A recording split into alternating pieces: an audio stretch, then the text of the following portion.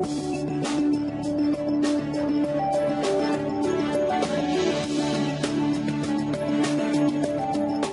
true that some people define God as pure consciousness, or as being synonymous with the laws of nature. But if we talk about consciousness and the laws of nature, we won't be talking about the God that most of our neighbors believe in, which is a personal God who hears our prayers and occasionally answers them. So I just want you to be sensitive to this, because if Michael or I say something derogatory about Islam or Christianity, which seems possible, the response from the other side shouldn't mention quantum mechanics. And it shouldn't reference a notion of God that is so denuded of doctrine as to more or less be synonymous with pure mystery or pure information or pure energy or pure anything. So I wanted to plant a flag there where you all can see it, because the God that our neighbors believe in is essentially an invisible person. He is a creator deity who created the universe to have a relationship with one species of primate. Lucky us. and he's got galaxy upon galaxy to attend to, but he's especially concerned with what we do, and he's especially concerned with what we do while naked.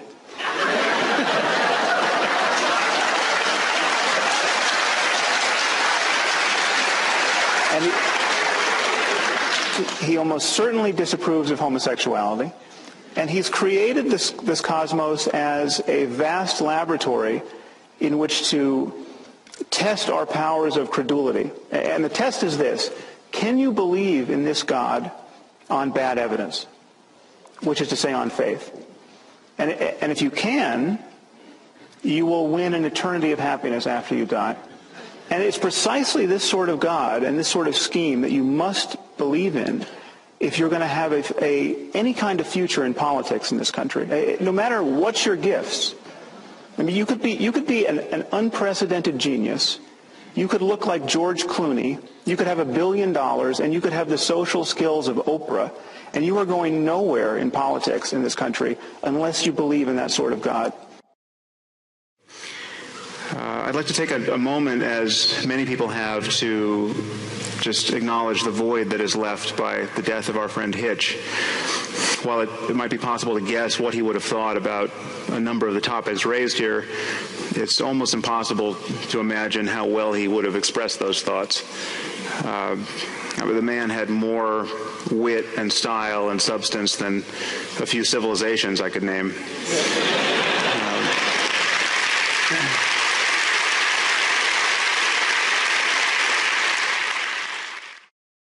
Many people claim to find it impossible to believe or to imagine that they won't exist after death.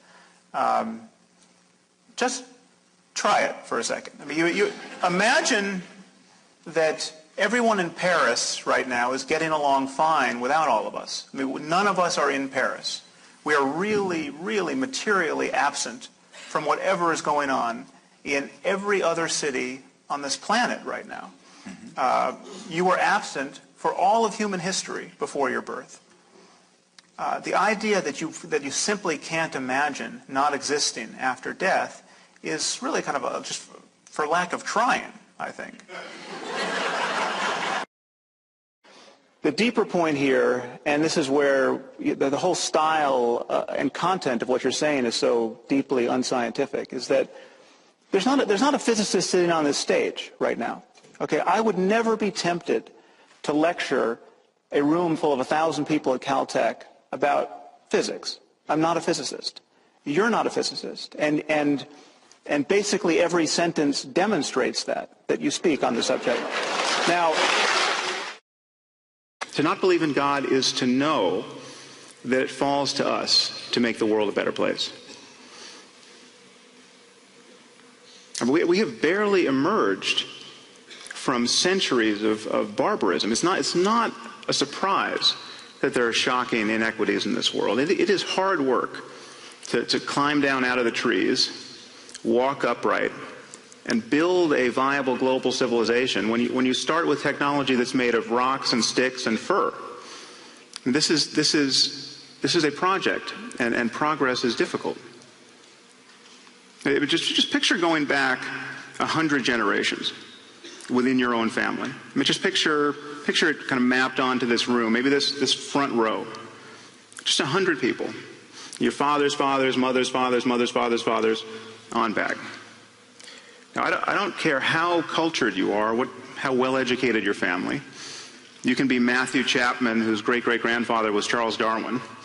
But if you just keep going, in no more than 100 conversations, you are going to meet someone who thinks that sacrificing your firstborn child just might be a good way to control the weather.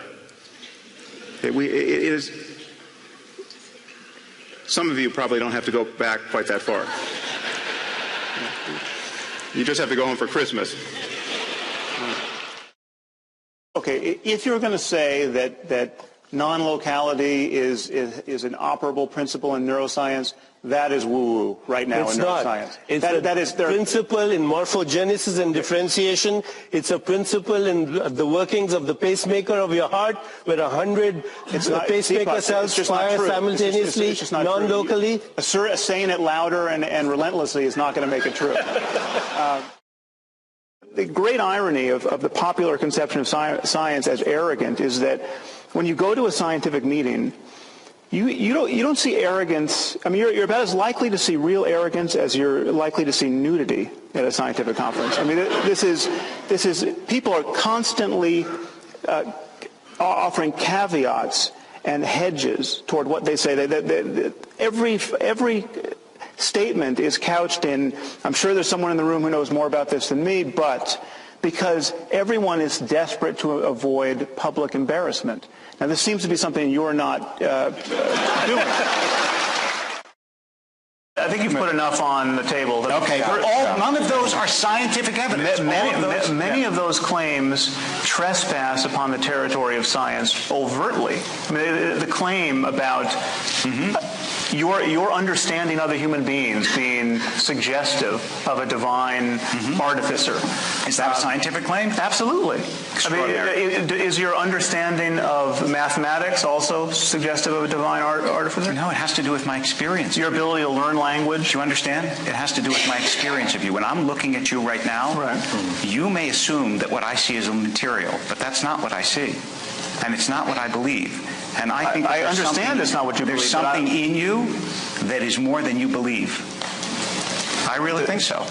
This is now, if you want to make that a scientific claim, you can. But I'm telling you, it's a metaphysical claim, and to confuse the two is a mistake. Okay, you can add any metaphysics you want. Thank you. In that, by that means, I mean, I can say, I see you as a reincarnate personality, and I think you were probably I was someone famous on Atlantis. Yes.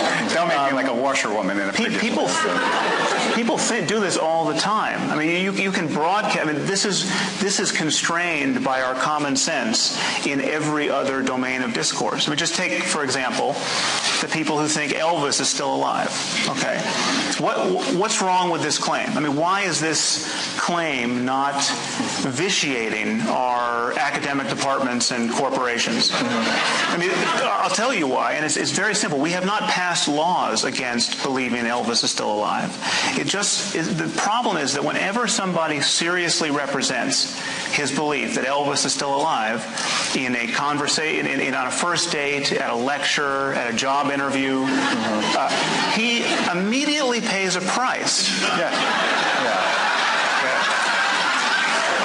He pays a price in ill-concealed laughter. Right. Now, surely you can agree with that. That is a good thing. Then he could rattle on about this is not a scientific claim. This is a matter of faith. You know, when I look at you, I see you might be Elvis. I mean, he could do this.